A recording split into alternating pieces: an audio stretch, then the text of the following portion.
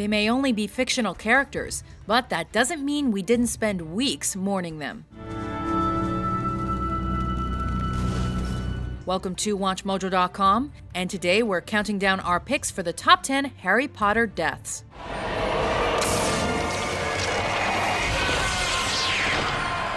For this list, we're looking at deaths in the Harry Potter franchise that were memorable, for better or worse. We relied primarily on the film series, but did factor in descriptions provided in the novels. We are only counting those characters that stayed dead, and are not including characters that returned to life after allegedly dying. As you can expect, there are some major spoilers ahead, so spoiler alert. Number 10. James and Lily Potter. The deaths that started an entire epic fantasy series. My father was a great man. Your father was a swine. While these deaths occurred before Harry Potter and the Philosopher's Stone, they are extremely significant because they set up the Harry versus Voldemort plotline that dominates the entire series. Harry, be safe. Be strong. After Voldemort learned of a prophecy that stated he could be killed by Harry, he set out to murder the Potters, who were being hidden under the protection of a Fidelius charm. The couple was eventually betrayed by their secret keeper, however, and Voldemort found and murdered them. It was Lily Potter's sacrifice for Harry, though, that ultimately saved his life, and would continue to save his life throughout the series. Number 9. Fred Weasley. From two deaths that occurred before the series even started, to one that occurred at the very end. Fred, the twin brother of George and older brother of Ron, is seen among the dead bodies following the Battle of Hogwarts. In the novels, he is killed by an explosion while fighting alongside Percy, another one of his brothers. While his death occurs off-screen in the film, we see how distraught and heartbroken the Weasley family is as they stand over his lifeless body, and we feel the same too. Number 8. Remus Lupin and Nymphadora Tonks. Let's practice it now. Two more casualties of the Battle of Hogwarts. Both Remus Lupin and his wife Nymphadora Tonks died fighting alongside Harry and the other members of the Order of the Phoenix. Ridiculous! This class is ridiculous. Very good. In the novel, Remus is murdered by the Death Eater Antonin Dolohov in the main courtyard, while Tonks is murdered by her aunt, Bellatrix Lestrange. Luckily for our emotions, these murders are left out of the film version. Ridiculous. Very good. Instead, we see only their lifeless bodies holding hands, as if that's any better. And don't get us started on Teddy, their now orphaned baby. And Remus, your son. Others will tell him what his mother and father died for. Number 7. Bellatrix Lestrange.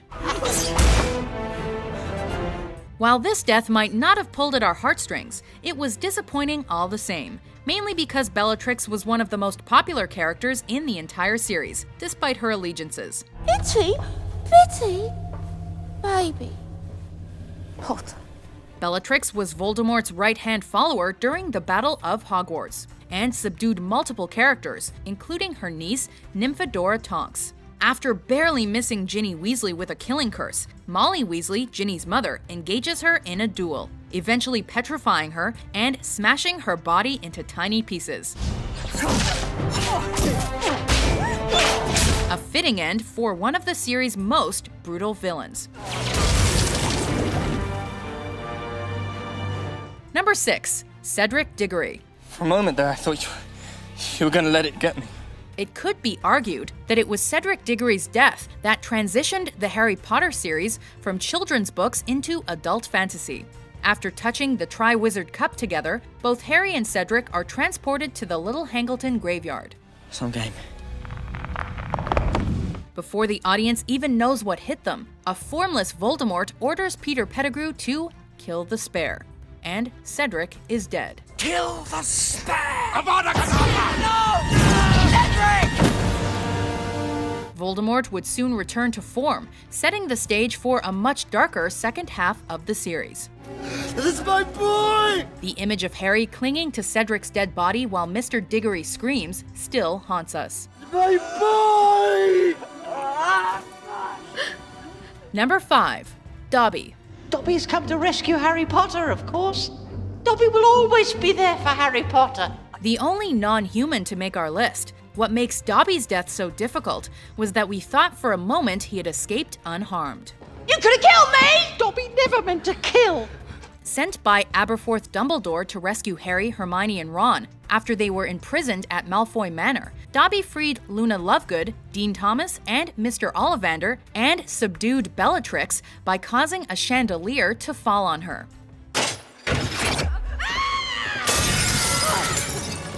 As Dobby, Harry, Hermione, and Ron disapparated, however, Bellatrix threw her knife at them, which the audience soon discovers had fatally wounded Dobby. Harry dug a grave for Dobby without using magic, leaving his gravestone to read, "Here lies Dobby, a free elf." Dobby is happy to be with his friend. Number 4. Sirius Black. I want you to take the others and get out of here. While not George R.R. Martin by any means, J.K. Rowling was not afraid to kill off major characters, and that is perhaps best exemplified by the death of Sirius Black in Order of the Phoenix. Sirius, who was a friend of James Potter and Harry's godfather, became almost a surrogate father for Harry, and their relationship had continued to grow over the past 2 novels. When all this is over, we'll be a proper family. We'll see. Of course, this was immediately torn apart when Sirius was suddenly murdered by Bellatrix Lestrange at the Battle of the Department of Mysteries. It took Harry years before he could cope with his godfather's death, and we still aren't quite over it. Number 3. Severus Snape. It answers to you. And you only. Snape's death was something fans of the novels had longed for throughout the course of the series, and particularly after he killed Dumbledore in The Half-Blood Prince. Of course, my lord.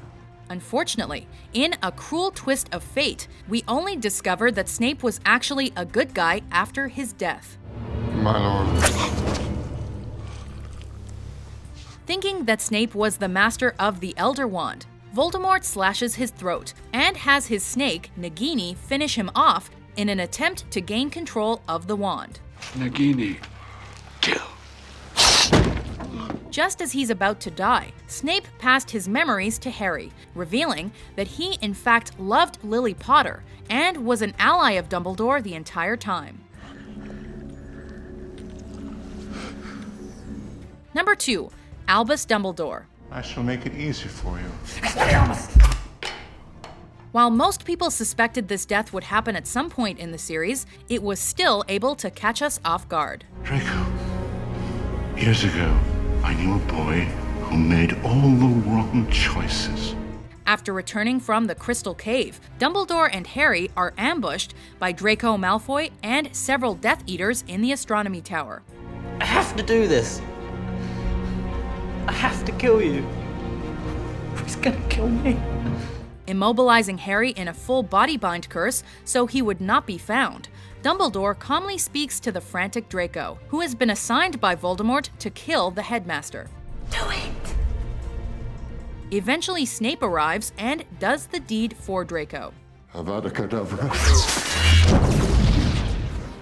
While we later find out that this was all planned by Dumbledore ahead of time, we still find it hard to forgive Snape for killing one of our favorite characters. Before we unveil our number 1 pick, here are a few honorable mentions.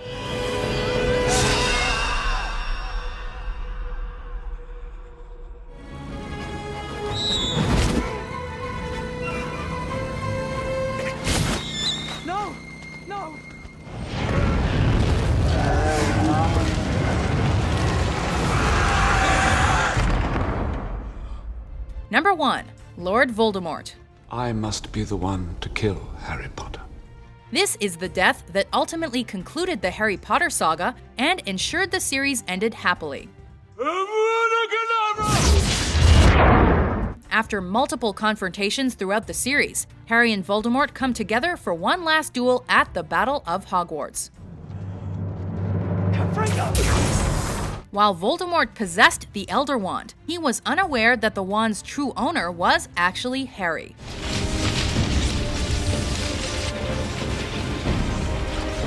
This caused Voldemort's killing curse to backfire, as the wand would not kill its true owner, and resulted in the death of the Dark Lord once and for all.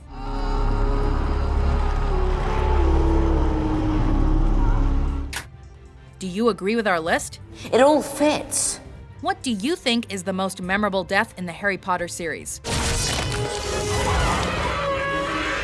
For more exciting top 10s published every day, be sure to subscribe to WatchMojo.com.